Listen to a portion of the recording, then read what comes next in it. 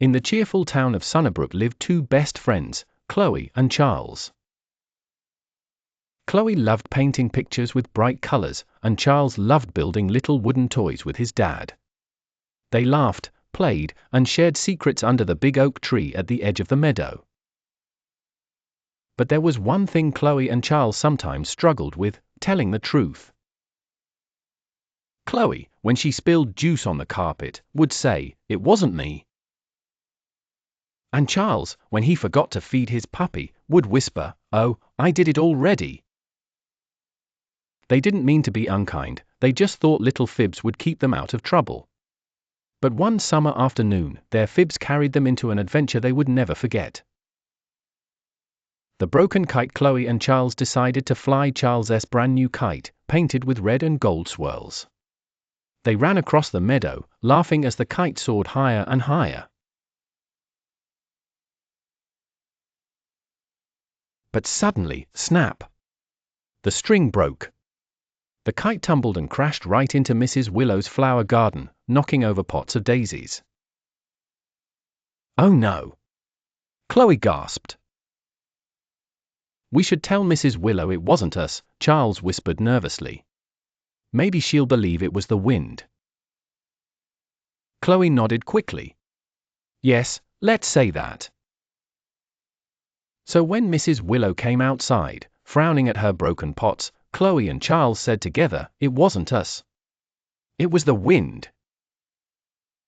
Mrs. Willow looked at them closely. Is that so?" She didn't scold them but sent them home with a thoughtful smile. The two children skipped away, relieved. But inside, they both felt a funny twist in their stomachs. The magical hour that night, as Chloe lay in bed, she heard a soft hoot at her window. Hoo hoo! An enormous golden owl perched there, glowing in the moonlight. "Chloe," the owl said in a deep, wise voice, "you and Charles have bent the truth. And the more you hide it, the heavier it will feel." Before Chloe could answer, the owl lifted her with his wings, carrying her high above Sunnybrook. To her amazement, Charles was also flying beside them on the owl's other wing. "Where are we going?" Charles cried. "To the cave of the crystal of truth," the owl replied. "There you will learn why honesty is the strongest gift of all." The cave of the crystal of truth. The owl landed at the mouth of a shimmering cave.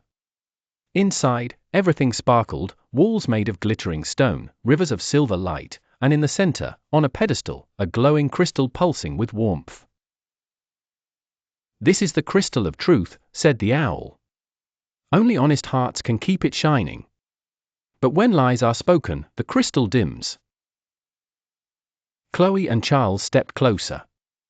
As they did, the crystal flickered, and then darkened slightly. Chloe gasped.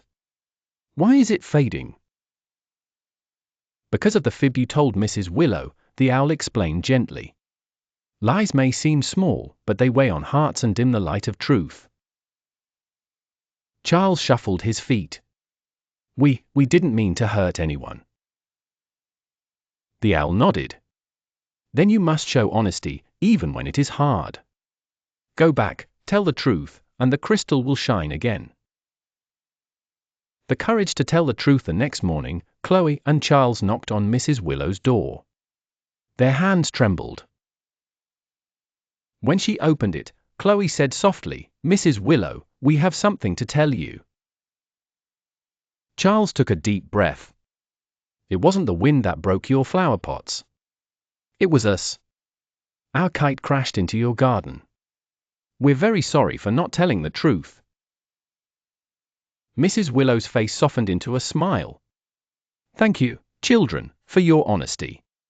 Flowers can be replanted, but trust is harder to grow. You've done the right thing." Chloe and Charles felt the heavy twist in their stomachs disappear. They ran back to the meadow, and in their hearts, they felt lighter and brighter. Please like, share and subscribe to my channel. Bye.